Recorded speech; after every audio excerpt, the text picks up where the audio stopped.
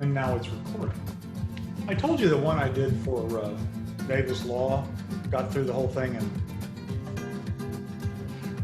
realized I'd stopped recording. And that was a good one too. Right? I didn't see that one. Oh, Even part of it.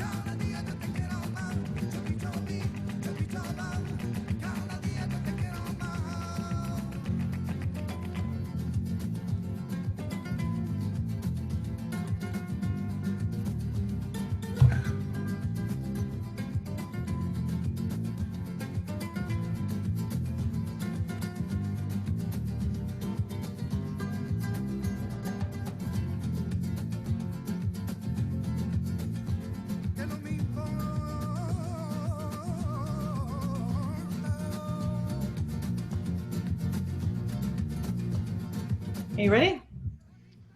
I am. Let me share my screen and turn off the music, and we're ready to go.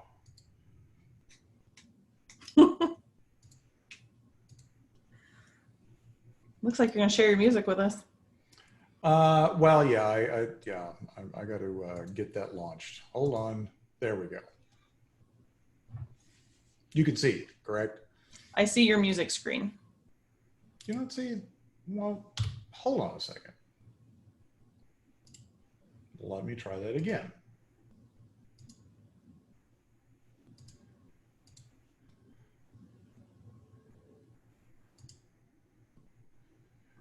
Share.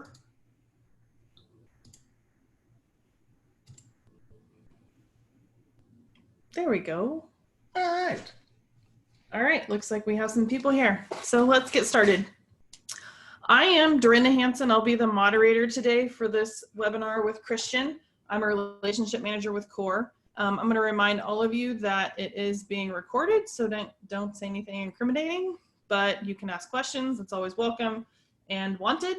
So I'll turn it over to Christian right now, who's our mighty, fearless leader at CORE, to go over today's webinar about talking to your banker about your numbers. Thank you, Dorinda. I have a special place in my heart for bankers, having been a banker in a previous life. I lasted about 3 years. I couldn't take it anymore. I ran screaming out of the bank. And I'll try to keep my disparate marks about bankers to a minimum because I have lots of friends that are bankers and I don't want to talk crap on them. So basically what we want to do today is talk about your numbers from the bank's perspective. How do they go through underwriting? What do they look at? What are some of the options out there? Banks, non-banks, SBA, and then, you know, a little around what you may or may not want to share. Please ask your questions. I'll be happy to stop and answer them as we go. So there's Dorinda. That's me. I'm not sure how old that picture is, but it was a lot skinnier. I'm a lot skinnier now. How about that? All right, so let's start with Lending Money 101. The criteria for lending money has not changed probably since biblical times. It's three things: cash flow, collateral, and character.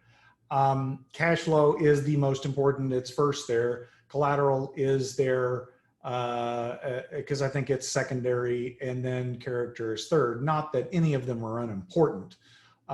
Pretty much all three need to be there, but they're going to start with cash flow, and it's not going to get to a conversation about collateral or character if the cash flow is not there.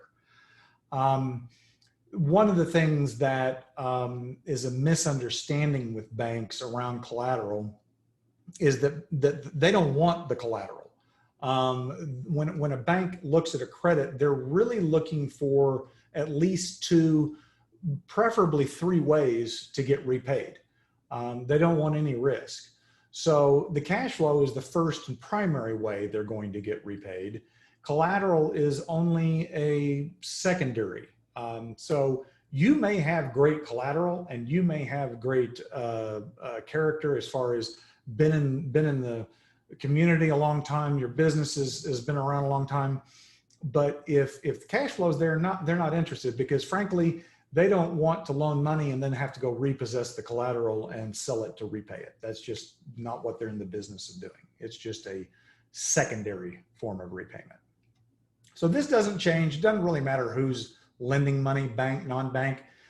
It's all predicated upon the same concepts. So cash flow starts and ends. Like I said, if you don't get past this, you're not going to get to go any further on the Monopoly board. Generally speaking, unless you're a startup and startup dealing with an SBA loan, it needs to be historical. It can't just be 1 year.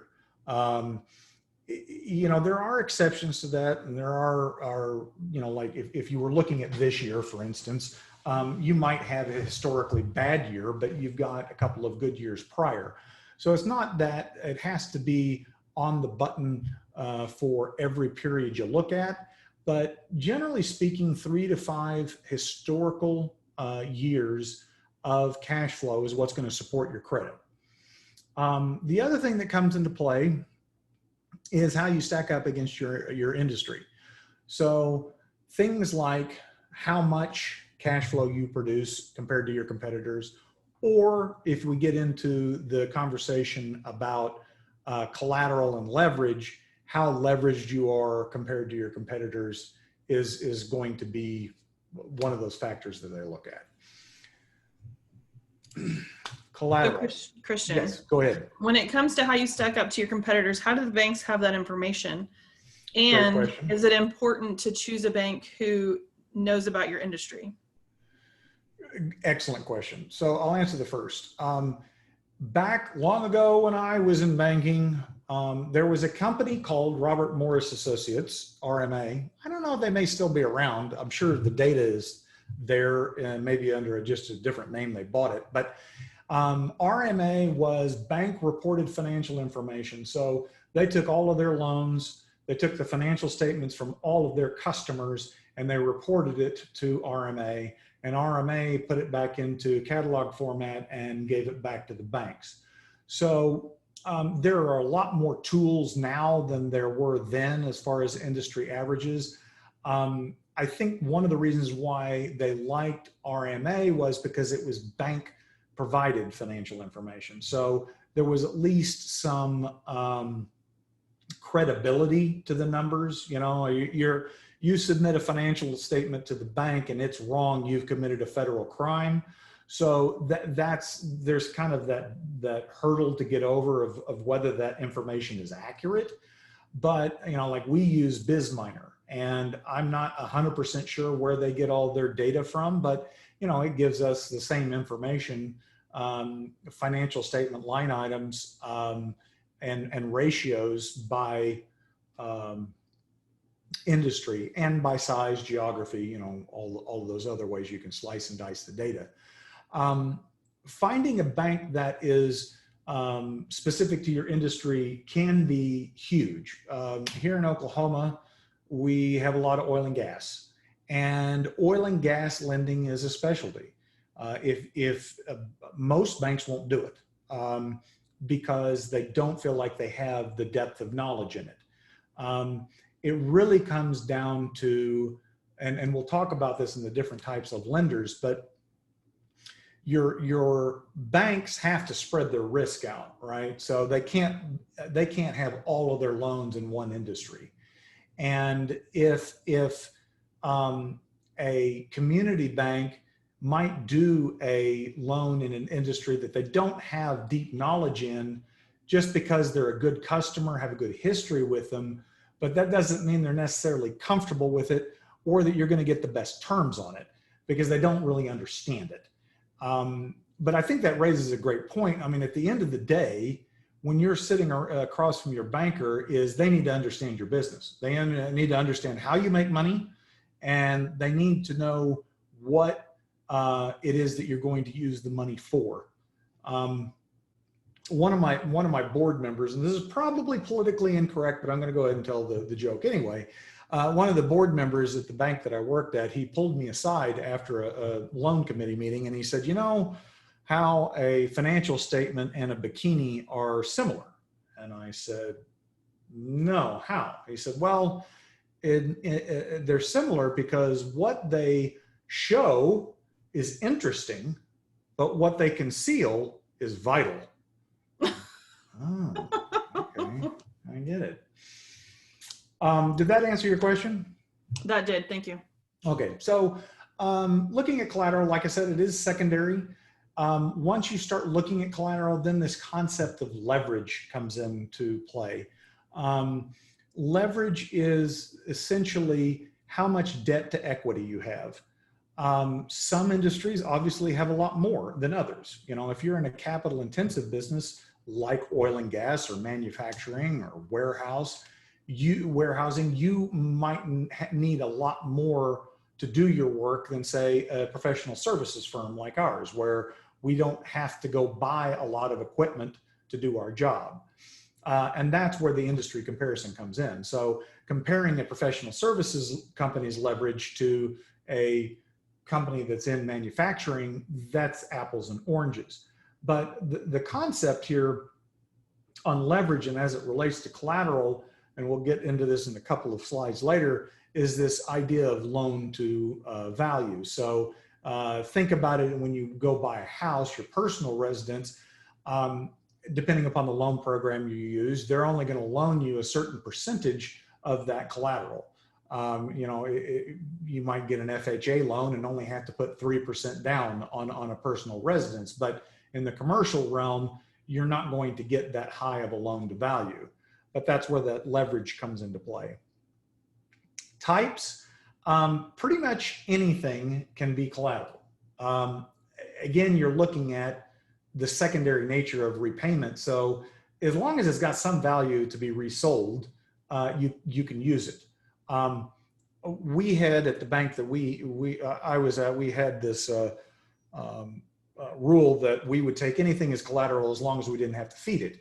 So we did no ag lending, you know, but there are banks out there that take livestock as collateral, or crops, or, you know, inventory, accounts receivable, of course, real estate, stocks and bonds, you know, even closely held company stock can be used as collateral. And then the valuation, you know, that goes back into that leverage conversation of how are they going to value it. We actually bought a building. We bought our Tulsa building from Bank of Oklahoma. It had been repossessed.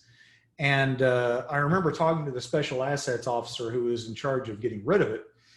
And I said, you know, what's your price on this building? And he told me X. And I said, well, what's the appraisal on the, and he goes, you don't understand. I don't care what the appraisal says. That's just a piece of paper. I'm telling you what I'm selling it for. That's the value. And that's an important point, because the valuation is subjective, right? It's somebody's opinion. And usually it's at a point in time. So a valuation of collateral can change greatly and drastically over the time of the loan. But how it's valued is critical. You know, one of the things that you might run into when you're trying to borrow money on equipment, for instance, if you're buying new equipment, it's easy to determine the valuation. It's what the invoice price is, right? But if it's used equipment and it's still very valuable, you might actually have to go out and get an appraisal on that equipment to be able to borrow money against it.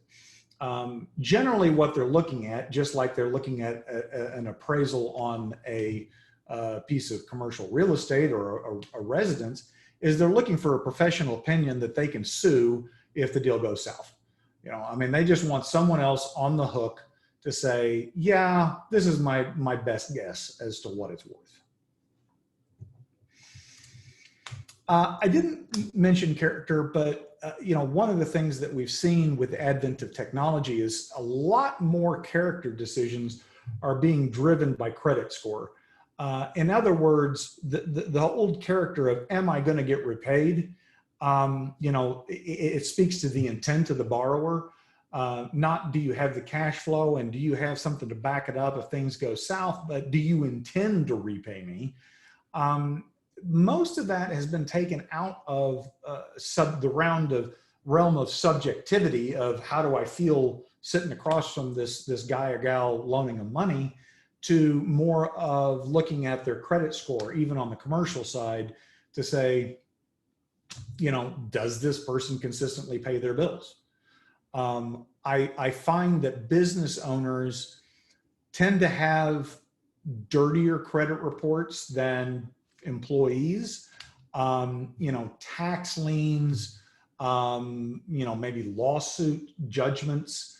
So, you know, the banks have some discretion. They're not just looking at it like you would in a say a residential real estate loan product where, you know, you got to have a FICO score of this or you don't qualify. They've got a little more flexibility in that, but it's still a huge driver. So this is talking a little bit more about the different collateral types, and I'm going from the top to bottom is the most advantageous, most borrowable, most desirable from the bank standpoint. And this is just from the commercial realm. So commercial real estate that you occupy at least 50% of is the gold standard. You can borrow money on that all day long with the most advantageous terms. The second most is real estate that you don't occupy. That's generally classified as investment. Both of those are going to be, and this is with a traditional bank, non-SBA, they're going to have a maximum amortization or payment amount based upon 15 years, but the terms are usually going to be no more than 5 years, and that has to do with interest rates, which we'll get into in a further slide about how the bank makes money. But they're not going to lock the loan up for 15 years. The rate is going to be readjusted at least every 5 years, and it also gives them the ability to review the credit. It's not just about interest rate, but it's primarily interest rate driven. So then we get down to equipment, things that banks can repossess and sell. You know, that's easier. I can go pick up equipment as long as it's not bolted down to the floor, and I can get it resold pretty quickly. Usually 5 years, but up to 7 years on that equipment, depending upon the type of equipment. I would throw all of your vehicles into that category as well, even though they may just be standard F-150s. What we call intangible assets, which are things that you can't touch, accounts receivable and inventory. Inventory you can touch, but generally consider that much more risky because of its nature. It's short-term in duration. You know, you might have a receivable and it's only good for 30 days. After that, you collect it. So if I've loaned money for you on accounts receivable, 30 days from now it's gone, I don't have any collateral. Same thing with inventory. Usually those are only done in short-term loans, 1 year, maybe even less, on a line of credit. The line of credit thing, I've seen a lot of commercial banks get out of because they're expensive to monitor. A lot of the banks will do a line of credit and try and back it up with some secondary collateral like a second mortgage on the real estate so that they don't have to keep track of the receivables and inventory. But there still are banks that do traditional asset-based, that's what they call this, asset-based lending, where they're going to monitor the credit and you'll have to turn in a borrowing base periodically, usually no less frequently than a month, that's saying this is what my accounts receivable is, this is what my inventory is, and this is how much I have as collateral, and sign off on it. So those are the basic collateral type parameters. So let's go through an example of a cash flow. So there's a lot of, and this may sound strange, but there's a lot of different ways you can calculate cash flow. Just speaking from a commercial banking perspective, 9 times out of 10, they're going to use your tax return. And you know, the only time they wouldn't is if you've got some type of audited or reviewed financial statements from a CPA firm to substitute for that. Most businesses don't, so that's why they default to income taxes. They like the income tax return because they feel like that's a little more safe. You signed off on it to the federal government, so the numbers got to be somewhat accurate, right? So basically what they do, just say, take this example of the corporate return, the bottom line was it showed a loss. They're going to add back some items to get at their cash flow computation. They're going to add back usually depreciation and interest.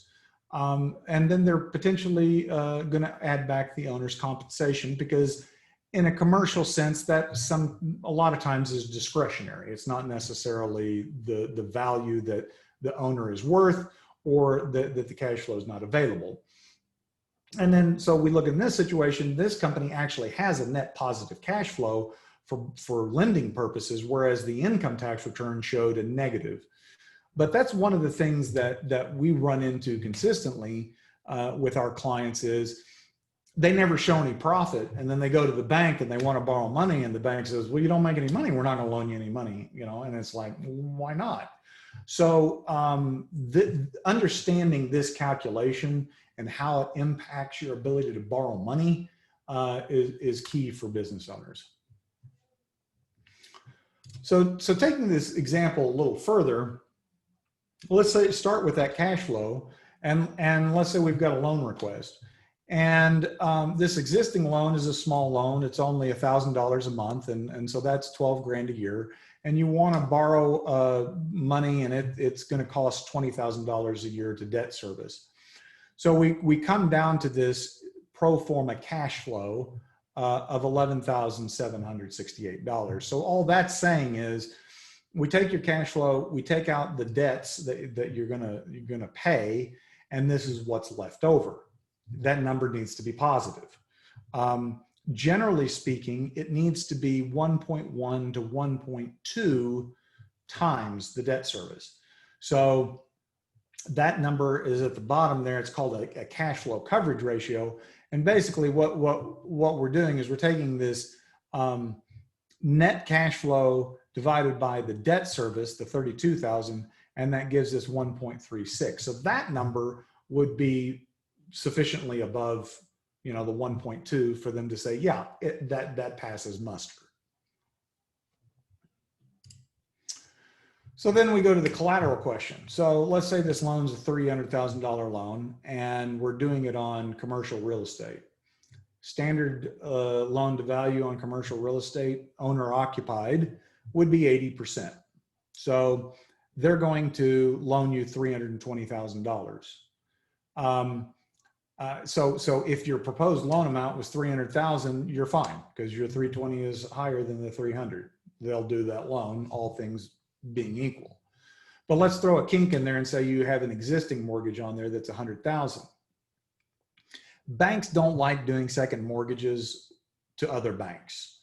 They might do a second mortgage on their own, but more times than not, they'll just refinance the first and be in the first position. Because if you have to liquidate collateral and you're down the line, it gets increasingly harder to get any of your money back. But let's just say they've got an existing first mortgage on it. Well, in this case, your loan to value of 320,000, take off that 100,000, the amount that you could borrow is only 220, not 300. So I say that to say, well, you say, well, I've got a commercial property, 400,000. Why can't I borrow the full amount? Well, you've got to adjust the 80% and then take off any debt that you currently owe on it. This calculation, by the way, is the same pretty much for any collateral, except that this percentage of loan to value is going to change. You know, you might be able to get 90%, say, on accounts receivable less than 30 days old, but you're only going to get, say, 50 cents on the dollar on inventory. It really goes back to how easy is it for the bank to liquidate and how much of a haircut are they going to have to take in getting rid of it. And understand, you know, they want to get rid of it quickly. They don't want to leave it on their books. So, you know, they repossess a piece of real estate, they're going to turn it quickly. All right, so let's talk about lending options. I'm going to start with the business of banking. So how do banks make money? In a typical bank or a bank lender, not a non-bank lender, you have depositors. Those are you deposited in your money in the bank. They pay you 0.1% interest, and then they turn around and lend it out. That is the basic model. They make money off of the spread. So let's use a real simple example. If they're paying you 1% on your savings account and they're loaning that out on a car loan at 4%, they're making 3% gross, okay? So that's called the spread. But the factor that's not in there is the risk. So how many of those loans are going to go bad? And they've got a real good way of predicting that based upon a portfolio model. So they know X number of car loans are going to go bad versus X number of real estate numbers. You know, they've got a lot of history on that, but that affects the spread. So our target in the commercial side was 2%, and that's net. So if you take all of your overhead, administrative costs, and loans that go bad, we wanted to get a 2% spread. That's good. Banks can make good money on that. But the thing is, you can't have a lot of loans go bad. You can't spend a lot of time monitoring loans because you got to pay people to do that. And then the third thing is your cost of funds. You know, what are you having to pay your depositors? So this is the basic model, but then that allows me to talk about banks versus non-banks, okay? So let's start with banks. The current COVID pandemic and the PPP loans and all of that really showed the problem for most small business owners dealing with big banks. There's already lawsuits against Wells Fargo and Chase by small business lenders, small business borrowers that were completely blocked out and shut out during PPP. And they'll get some money because the Wells Fargo and those guys, they did it the wrong way. But it kind of goes to, what are you looking for in a bank? A national bank like a Wells Fargo or Chase are going to be really good at corporate credit cards, equipment leasing, unsecured lines of credit, like they're credit cards, but unsecured lines of credit. They're going to be expensive, but they're going to be available. They've got that streamlined and they're good in those situations. They've got, really good personal products a lot of times, but from a commercial standpoint, the national banks for small businesses don't really do much. If you're borrowing $1 million, to floor plan a car lot, yeah, then they might be able to help you out. But for most small businesses, the national banks are not the ones you want to be borrowing money from. Going down that list, then you'd have a regional bank, which would be multiple state. And I chose Bank of Oklahoma or BOK for that as a good example. Some of the benefits of national, but a little more flexibility, a little more service, but not quite what you get when you go down to a state or a community bank, which are significantly smaller, but they're going to have more. You're going to know who your banker is. You're going to be able to talk to your banker about what your situation is and what you want to accomplish. It's going to be more based upon face-to-face and character. You're going to be able to explain things in your credit file. Well, yeah, I had a tax lien, but that was my accountant's fault, and we got it released, but it hasn't been removed from my credit report. You know, those kind of conversations you can have with a state or a community bank, a smaller bank, but you're not going to have it with a national or usually a regional bank. The community bank, you know, this is everything from the, you know, $50 million Fletcher Bank of Oklahoma, all the way up to RPC is a pretty good sized bank here in Oklahoma City and Tulsa that is still got a community aspect to it. So moving to the non-banks. So I wanna see if I can figure out how to back up. Okay. So the banks have depositors, right? So if we go to non-banks, where do they get their money? Well, they get it from banks usually, or investors. So what does that mean? That means their cost of funds is already higher.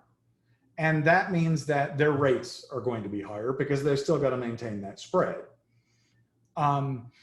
Non-bank lenders typically are more expensive, but they're also more flexible and are willing to take a little more risk. So some of the non-bank options that I've seen out there are merchant credit card financing. There's a bunch of those that sprung up about 10 years ago, and there's been a lot of activity with the current pandemic. But basically the process is all the same. They run your credit cards and they advance you the money on it. And so they feel comfortable getting repaid because they're getting your merchant credit card receipt. So you run a credit card for a customer or a client, they're getting paid back. And so it's more of a revolving facility, but it's much more short-term, and it's expensive because when you look at it on what you're paying on an annual basis, it's a lot. I mean, I've seen 30, 40, 50%. But it's real easy to get, and it's immediate. The problem is you don't want to be in that space very long. You know, that's a worst case scenario in most cases. Same thing with factoring. Factoring is a similar concept, but it has to do with your receivables. So a factoring company is going to say, okay, you've got $100,000 in accounts receivable. We'll advance you $80,000 on that. And now all the payments are coming to us. And so your vendors, your customers send your checks to that factoring company. They apply it to your loan. And if there's anything left over, they'll give it back to you. The fees on that are also very expensive. They're going to be looking at the credit worthiness, not of you necessarily, but your customers. So if you've got high quality receivables, like from Walmart or from a national company, you're going to get better terms than if you're talking about, you know, Joe's Tire Shop. Some banks have a factoring program that they offer. It's not the bank doing it. They just work with a third-party factoring company and offer that as an option. But again, just kind of like the merchant credit card, this is not a space you want to live in. This is a place that you want to use and get out of. Moving back down that line, then you have cash flow lenders. There's a company, I don't remember their name, but they are real heavy in the medical space. So if you're a doctor or a dentist and you want to buy a practice or buy equipment for your starting up a practice, they'll fund it. They're kind of niched into that professional space. They're not necessarily looking at the collateral to repay you. They're looking more at the cash flow of the business to pay them back. A lot of times they don't even file any liens on your equipment or receivables because they don't want it. But again, you're going to pay a premium for it. You know, a cash flow lender right now, you might be paying 12 to 14% interest. But the flip side of it is it's a loan the bank won't do most of the time, or not, at least outside of the SBA. Some other options, Equipment lenders, I had one on the top of my head and it just left, but there are finance companies that's all they do is finance equipment. It's usually better terms. They'll work with you on leasing options, but it's going to be narrow on the collateral. They're not going to want to do anything on anything but equipment. And then industry financing. So a lot of time, I should have put vendor financing, but it's kind of like this. If you go buy something from Case, they'll finance it for you. And they usually can give you a pretty good rate because they're making money off selling the metal. They don't really need to make a premium on the financing, but those are also some options that come into play when a bank won't do it. And they'll give you better terms. All right, now comes to the favorite part of the conversation. SBA, don't use the PPP word. That's because Dorinda will tell you that that's been a nightmare, correct? That's a potty word in our office. You're muted. Or I can't hear you. You just can't hear me. There you go. PPP is a potty word in our office. Okay, potty word. So we don't use potty word. This is a real brief overview of SBA loan programs. We'll have another SBA lender come on and do a more extended presentation later this year. But these are non-PPP. So this has nothing to do with PPP or EIDL. So we're throwing all these out. This is normal non-COVID year programs. The main one is 7A. That's where most of the SBA loans are made. The PPP actually is a 7A loan. It's just a unique one. But the main program is a 7A.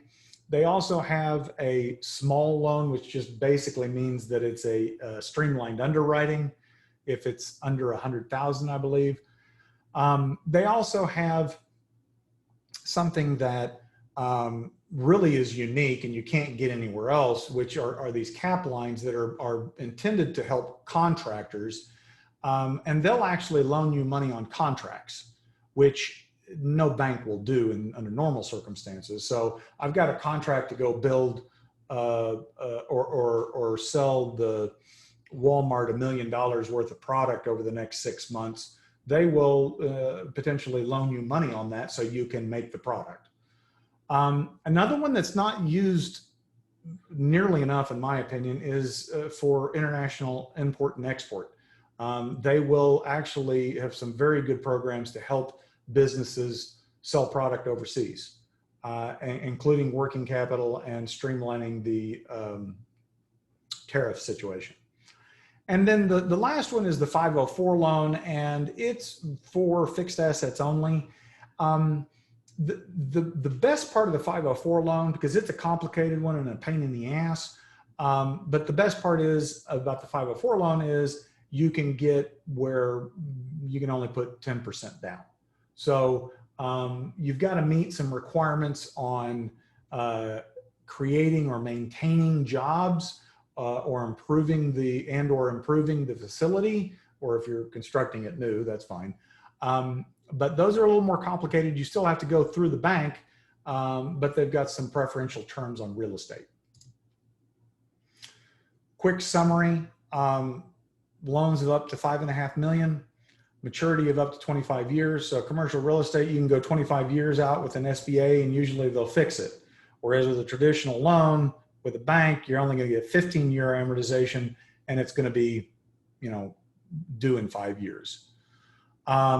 Interest rates are usually competitive, but they price them over prime. And there usually are fees, although some lenders will absorb some of those costs.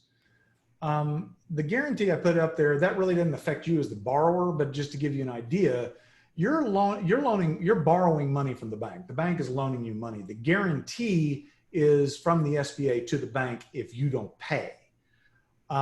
So the SBA only gets involved after the loan is made if you don't repay them and the bank comes back to the SBA and says, oh, by the way, Dorinda didn't pay her loan. I need to get made whole. But the whole SBA concept is to take a credit that might be on the edge because of cash flow, maybe history, maybe it's a startup, maybe it's not got great collateral. The SBA is designed to get over some of those humps, but it is not going to do a non-bankable credit. Because like I said, at the end of the day, these loans are on the bank's books. And so the bank has to be comfortable with the credit.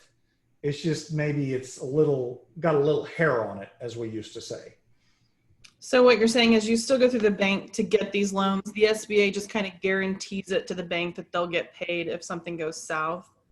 Yes. So you still apply for those through the bank, or is that through the SBA? All of those loans that I had on here are done through a bank. Okay. The SBA, they'll deal with the SBA and getting it approved. Some banks can do their own underwriting. Some have to send it to the SBA to get it approved. But you won't have to deal with the SBA beyond filling out their forms. Okay. Does that answer your question? Yes, sir. Okay. Eligibility is pretty loose. Retail, do we have any more of those? Do those exist anymore? Less than $6 million in revenue. Wholesale, fewer than 100 of people. Manufacturing, fewer than 500. They really want to incentivize manufacturing here in the States. Those are the general eligibility requirements. I've talked for 35 minutes nonstop. Questions? Surely not everything I said was crystal clear. Must have been. We don't have any questions on the board right now. Do you have any questions? Did I not answer anything that you had? I didn't know about the SBA. I thought you went through the SBA to get your loans. I didn't actually know you went to the bank. I mean, I should have known that with the PPP, we went through the banks, but I wasn't aware that's how it always worked. Right. So the EIDL loans are done directly by the SBA, but normally those are just disaster areas, right? So that wouldn't apply in those situations.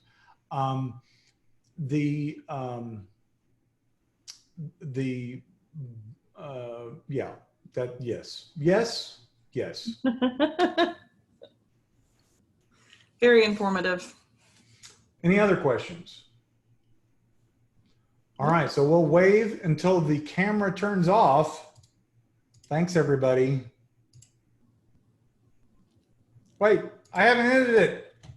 Wait, there.